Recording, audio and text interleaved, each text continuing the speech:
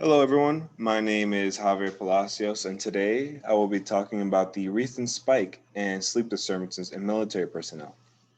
Specifically, I will be talking about the incidence and diagnoses of insomnia and obstructive sleep apnea, also known as OSA. So, getting a little bit into the background of the study, civilian studies have well established increasing rates of both OSA and insomnia. However, there is a dearth in literature in explaining the prevalence of these disorder rates among active duty military across all branches. You see, the problem is past literature has tried to attempt to fill this gap, but we're limited in several different ways.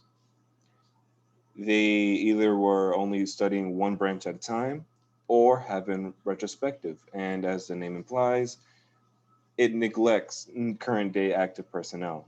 And to make matters worse, a recent report has indicated that nearly 50% of military has increased in sleep disturbances, reporting that sleep disorders might be negatively impacting our troops.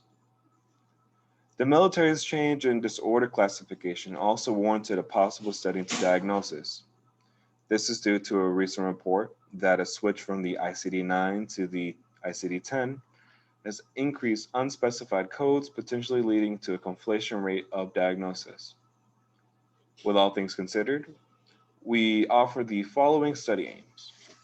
One, to report and compare prevalence rates of insomnia and OSA across all branches of the military active duty. Two, to determine the change between ICD 910. Well, I'm sorry, to determine the change whether the change to the ICD 10 has increased rates of both diagnosis rates.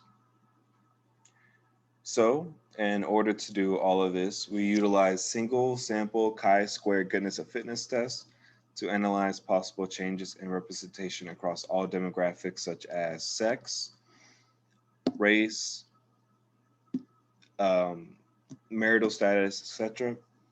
And we also conducted independent sample t-tests to identify any differences in mean groups of the ICD 9 and the 10. The following are the results of our analysis. In general, we found that from 2005 to 2019, incidence rates of OSA increased from 11 to 333 per 10,000. And in terms of insomnia, an increase from 6 to 272 per 10,000, respectively.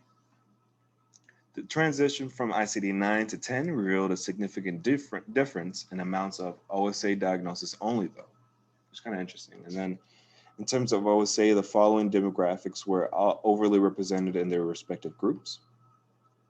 Race wise, we have minorities coming out higher in terms of representation. And then I'm just going to list off the rest, how they check off. We also have people 35 and up. We have senior ranked personnel, personnel that are married, people that identified as males, and the Army as a branch that was overly prevalent in the overall sample. In terms of insomnia, we have African Americans on top in terms of race, people that are 35 and up, senior ranked personnel, married, married personnel, males again, and as well the Army. So, in reflection of all this, we notice a couple of things, right?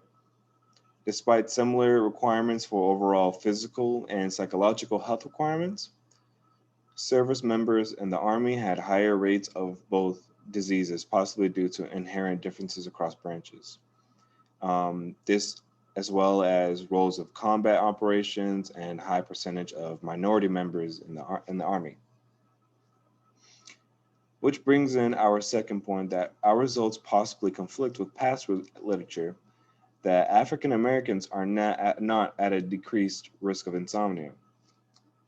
Well, we think this is different because African Americans have been reported to have a lower percentage of air saturation usage, and they have been reported to have more difficulty to falling asleep.